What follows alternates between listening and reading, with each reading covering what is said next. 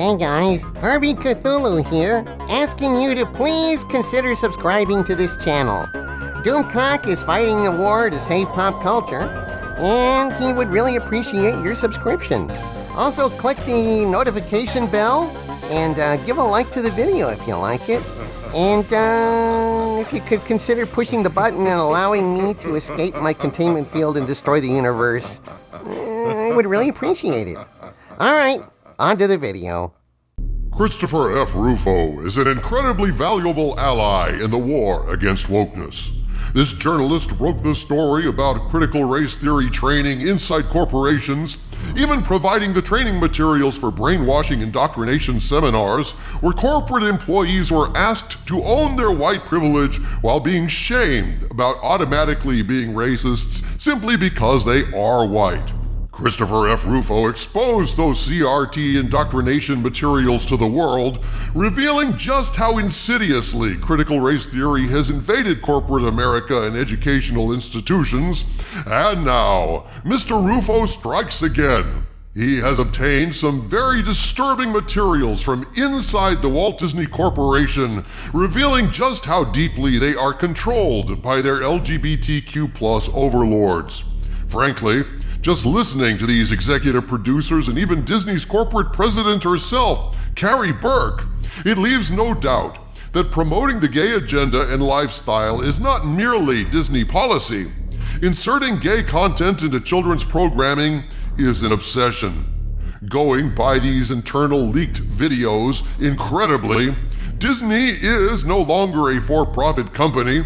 It is a company that exists now to serve a political agenda, and they are targeting kids. You know, it seems important to me that gay people be allowed to pursue their happiness free of harassment or persecution, and should be allowed to love whoever they want, but I also don't think that over half of everything everyone sees should have gay content in it. Gays do not make up 50% of the population, so why should everything in Disney be full of gay stuff targeting kids? It's numerically and logically obsessive. I agree. This is a question of degree. Gay people should not be silenced or shamed for being who they are. No one should. But there's openness to gay people, and then there's obsessiveness with gay people. And therein lies the problem in these frankly rather shocking admissions leaked from inside Disney of just how far these obsessions have gone. These leaked videos make it very clear that when you go see a Disney movie or watch most of their TV shows, The Mandalorian being a notable exception, bless you Favreau and Filoni, most of the time watching Disney content now, you are signing yourself and your kids up to receive overt and subliminal gay programming with a very specific agenda. As to what that agenda is, I'll allow these leaked videos to speak for themselves.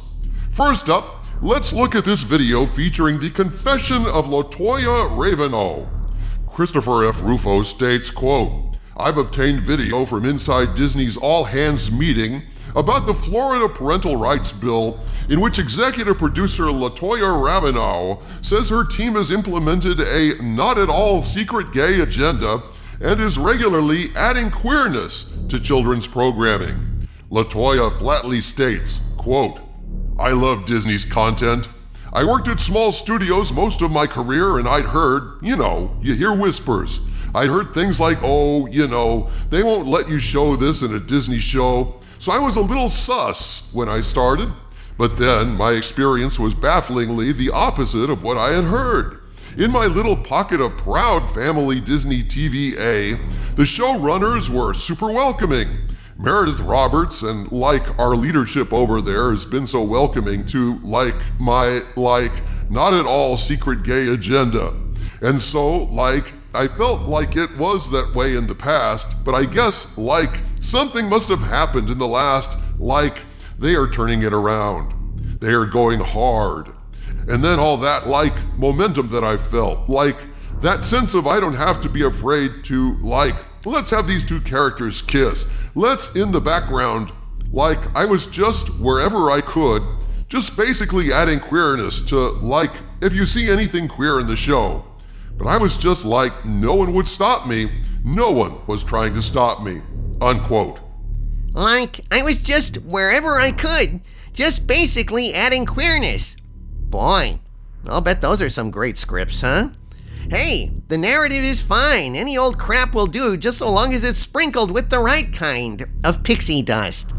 Given how bad Disney shows have sucked lately, maybe they should focus on adding a little less queerness and a little more quality.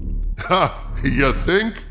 Oh, Harvey, propaganda is not entertainment. And here we have a kind of Rosetta Stone to really finally understand the depth of the agenda at Disney. This explains, at last, why so many Disney shows suck, why Bob Chapek's heroic struggle to simply shift Disney away from this oppressive and obsessive agenda with indoctrinating kids into their propaganda, and move Disney again toward a centrist position that is gay accepting, but not gay obsessing. After watching these videos, there can be no doubt whatsoever that when you're watching Disney products, even seemingly innocuous ones, they are almost always chock full of woke agenda, crammed to the gills with gay messages both overt and subliminal. This is not simply a preference, it has now clearly become an obsession, and I for one simply want to be told great stories. I don't care if there are stories about straight people, gay people, chipmunks, monsters, toys, fairy tales, or talking trees. But when the people making these movies are obsessed beyond all reason with ramming their politics down your kids' throats while you're off in the kitchen making them dinner and are too busy to notice they're being indoctrinated in the living room, this is a problem. Submitted for your consideration, this leaked confession from Disney corporate president Carrie Burke, who in this video leaked again by Christopher F. Rufo, says, quote, "I'm here as a mother of two queer children, actually, one transgender child and one pansexual child, and also as a leader." And that was the thing that really got me. I feel a responsibility to speak, not just for myself, but for them. We had an open forum last week at 20th where, again, the home of really incredible, groundbreaking LGBTQIA stories over the years, where one of our execs stood up and said, "You know, we only had a handful of queer leads in our content." And I went, "What? That can't be true." And I realized, oh, it actually is true.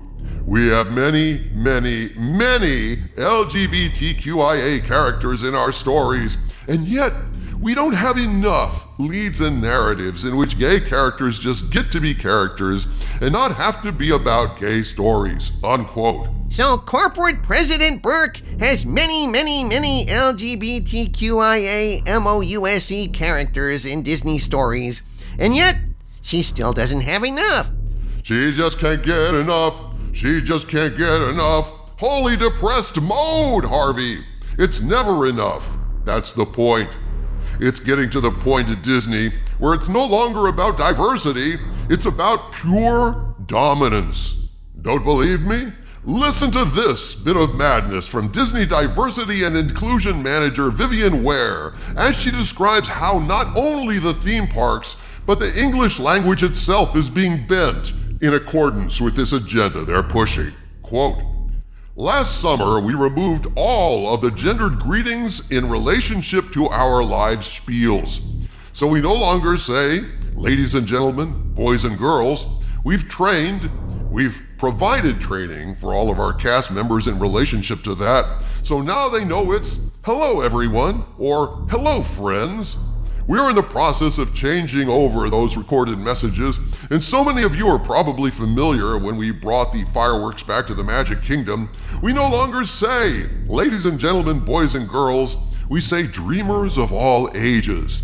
And we don't want to just assume, because someone might be, in our interpretation, maybe presenting as female, that they may not want to be called princess. So let's think differently about how do we really engage with our guests in a meaningful and inclusive way that makes it magical and memorable for everyone." Unquote. And yet, the majority of little girls probably want to be called princesses and ladies, but no longer can be called princesses and ladies out of consideration of the few individuals who might be offended.